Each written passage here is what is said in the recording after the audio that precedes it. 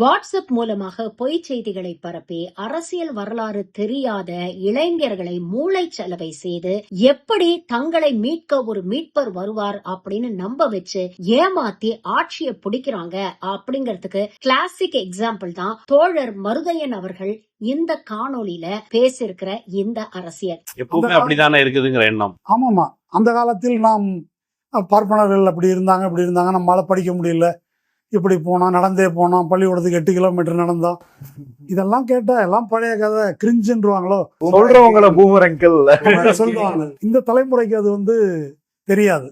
அப்போ அது மாதிரி அந்த தலைமுறைக்கு அது தெரியாது. அப்போ அந்த தலைமுறைக்கு எதை எடுத்துட்டு போறாங்கன்னா, இது இப்படியே எழுதியிருக்காரு அவர், இந்த மாநிலத்தில் ஏதாவது ஒரு முறையில் ஒரு ரேப், ஏதாவது ஒரு மூலையில் ஒரு கொலை நடந்தால் அது மாநிலம் முழுதும் அதுதான் பிரச்சனை என்பது போல வாட்ஸ்அப் மூலம் அதை பிரச்சாரம் செய்தோம். அந்த வாட்ஸ்அப் பிரச்சாரத்துக்கான உத்தியை சொல்றாரு. திரிபுரா பல பழங்குடி குழுக்கள் அடங்கியது மற்றும் வங்காளிகள் அடங்கியது.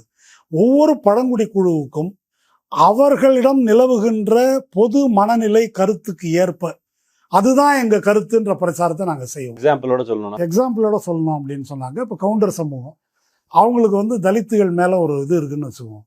அப்போ தலித்துகள் பற்றிய அந்த மாதிரி கருத்தை அந்த வாட்ஸ்அப் குரூப்ல விடுவது, தலித்துகள் மத்தியில் வன்னியர்களை பற்றி ஒரு ஒப்பீனியன், நெகட்டிவ் ஒப்பீனியன் இருக்கிறதா இருந்தாக்க அது மாதிரி செய்திகளை இங்கே விடுறது, வன்னியர்கள்ட்ட அந்த மாதிரி விடுறது, கேட்டவருக்கு கேட்டபடி அவரவருக்கு தகுந்தபடி உனக்காக குரல் கொடுக்க நான் இருக்கேன் கருத்து அப்படின்னு சொல்லும். இங்கேயும் அதே இது, அங்கேயும் அதே சொல்லும்.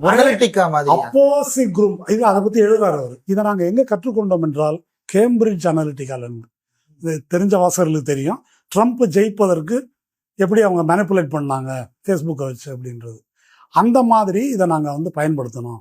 இவர் சொல்லக்கூடிய இந்த நடைமுறையை தமிழ்நாட்டுக்கு கொஞ்சம் பொருத்தி பாருங்க. வாட்ஸ்அப் யூனிவர்சிட்டிக்கும் இன்ஸ்டாகிராம் யூனிவர்சிட்டிக்கும் பெரிய வித்தியாசம் இல்லை அப்படிங்கிறது உங்களுக்கு புரியும்.